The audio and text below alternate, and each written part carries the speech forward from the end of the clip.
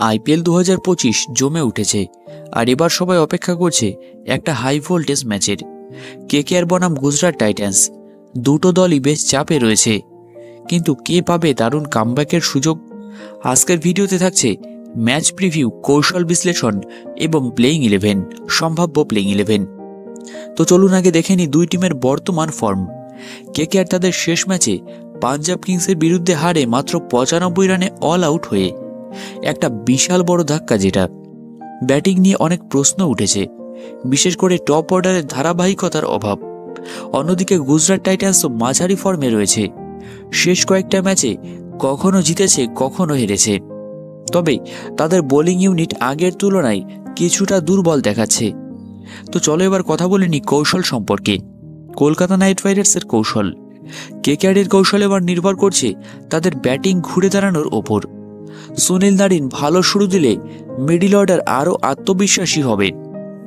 Andre রাসেলকে ব্যবহার করতে হবে সঠিক জায়গায়, যেন তিনি ফিনিশার হিসেবে ভূমিকা নিতে পারেন।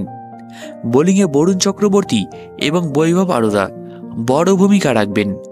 গুজরাটের ব্যাটিং আক্রমণ থামাতে ওরা হতে পারে গেম চেঞ্জার।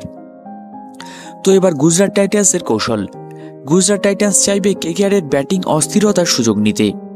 অজিঙ্কা রাহানে তাদের ব্যাটিংয়ের মূল ভরসা, তবে মিডল অর্ডারে ধারাবাহিকতার রান দরকার। রাহুল তেওয়াটিয়া শেষের দিকে বড় শট খেলতে পারেন, তার উপর নজর রাখতেই হবে। বোলিংয়ে রাশিদ খান এবং মোহাম্মদ সিরাজ বড় ভরসা, বিশেষ করে কেকেআরের মিডল অর্ডার ভাঙার জন্য স্পিন হবে গুরুত্বপূর্ণ। এরপর আর কি বলবো, ম্যাচটা অনুষ্ঠিত হবে ইডেন গার্ডেন্সে, যেখানে পিচ সাধারণত ব্যাটসম্যানদের জন্য সহায়ক, তবে সন্ধ্যার দিকে কিছুটা টার্ন পাওয়া যায়। টস খুবই ইম্পর্টেন্ট হবে। যে দল প্রথমে বোলিং করবে তারা কিছুটা অ্যাডভান্টেজে থাকবে বলেই মনে করা হচ্ছে। আপনার মতে কে জিতবে এই হাই ভোল্টেজ ম্যাচ, কেকেআর না গুজরাট টাইটান্স? কমেন্টে জানাতে ভুলবেন না। ভিডিওটা ভালো লাগলে একটা লাইক করে দিন আর সাবস্ক্রাইব করুন এমন আরও বিশ্লেষণমূলক কন্টেন্টের জন্য। তো দেখা হচ্ছে পরবর্তী ভিডিওতে।